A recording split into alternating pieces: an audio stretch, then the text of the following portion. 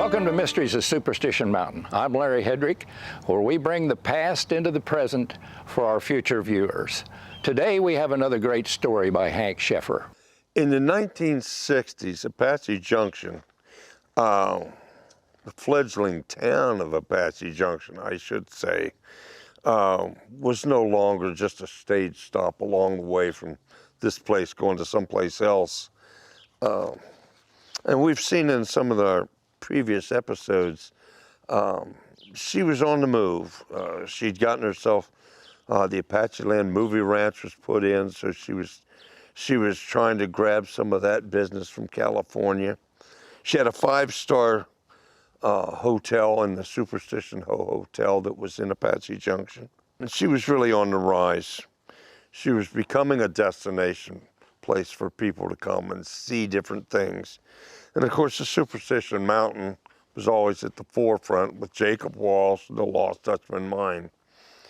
But there were visionaries that were still looking for things to draw people to Apache Junction. And one of those things that came to mind, believe it or not, was to put in a tramway that would run from the hotel all the way up to the Flatiron in the Superstition Mountains, 5.5 miles away. That was what they wanted to do, and it was a major undertaking. The Palm Springs had put one in, but it was half as long, and it was quite successful, although it went through some real pains trying to be built. The tramway itself would have been a major undertaking. Also proposed with that whole thing was that they wanted to put a restaurant, a rotating restaurant, on the top of the Flatiron that would serve high-dollar food up there. And they'd have lights and all that sort of thing going on. And they wanted to put a walkway so that you could walk around and observe the wonderful views around the top of the Flatiron. Of course, not everybody believed that that was something that the town of Apache Junction could actually support. There was no way it was anything like the tramway over in Palm Springs, California. And even for that one, the one over in California, that was not real free sailing for them either. They had a tough time getting it put through. They'd put an enabling bill through twice, and it was vetoed by their Governor Culver Olson over there. He didn't want to do it. And then with the outbreak of World War II, even the plans that were put through to work on were canceled because of the war itself. The tramway vision didn't die, though. It stayed alive in 1945. A new bill was passed, and this one was signed by Earl Warren when he became governor. So the point is that the bill had passed after Earl Warren had signed it. Technicians got busy and they put things together, solving problems. $250,000 was spent. And they needed monies to actually build a thing. Now, bear in mind, this is over in Palm Springs, California. They needed $8.5 million to get this thing going with revenue bonds. So they passed that. But then the Korean War popped up and that caused a delay. The ambitious program, though, came back into being in 1961. To their credit, the Palm Springs tramway was built, it's been successful, and they paid off all of their bonds by 1996.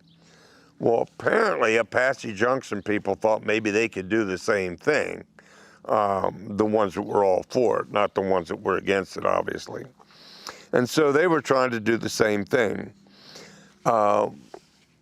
The ones who were opposed to it were also the same people who were opposed to incorporating the city, which didn't happen in Apache Junction until 1978. There was an awful lot of hullabaloo going on back and forth. People wanting a tram, people not wanting a tram, until finally the Secretary of the Interior, Stuart Udall, and his brother Morris finally had to voice their opinion about the whole thing. Now, neither one of them really wanted the tramway at all. Now, for any of this to really make sense, we need to know who the Udalls were. because they did have a tremendous influence on what was going to happen here. Stuart Udall was an American politician and later a federal government official.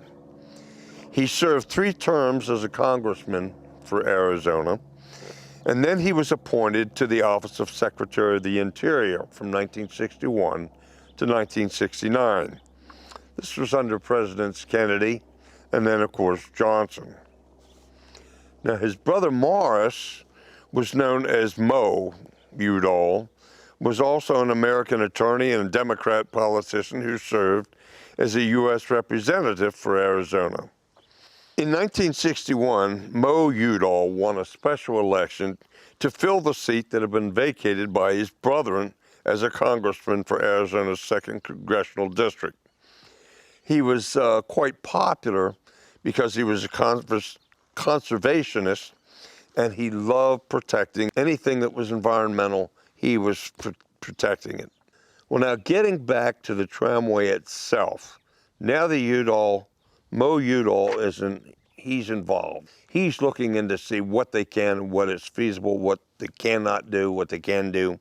And what he found was that the majorities of the lands going from the hotel up to the Flatiron, the majority of that land was designated R2, and they could build their towers, of which they were going to need 10 to get up to the top of the Flatiron. A lot of towers had to be built to carry that cable.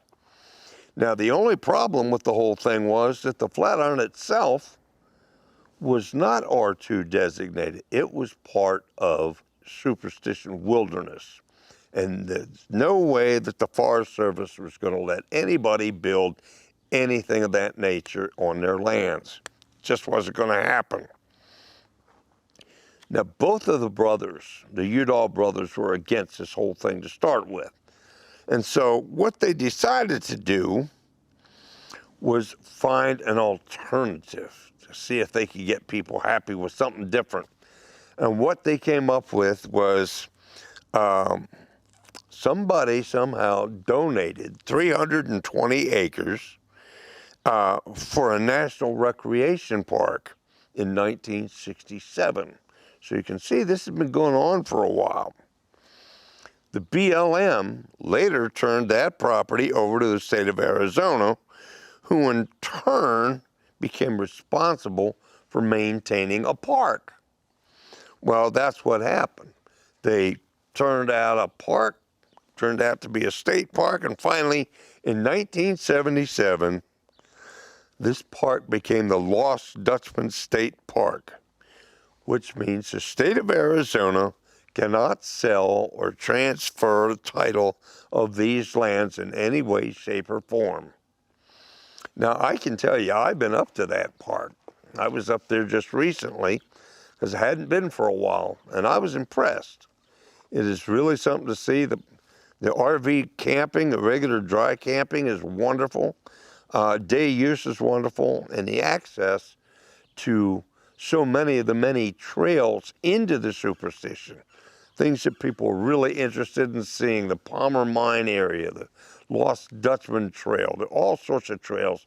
The Siphon Draw Trail will start right there at that park. In the final analysis, this was Congressman Udall's compromise involving the tram and making that kind of slide away, and now we had a state park.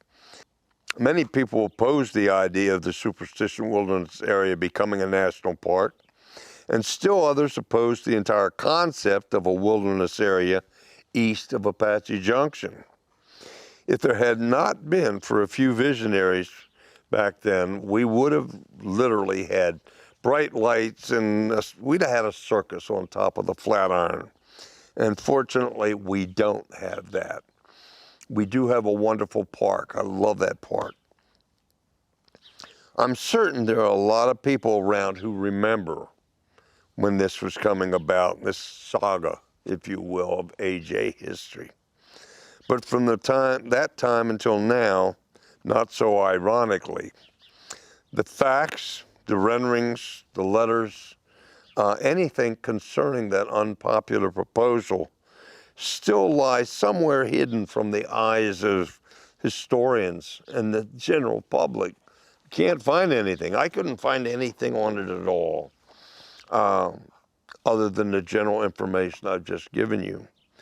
Call it politics if you want to, or better still, you can just call it one more mystery of the Superstition Mountains. Thank you for watching this episode of Mysteries of the Superstition Mountains.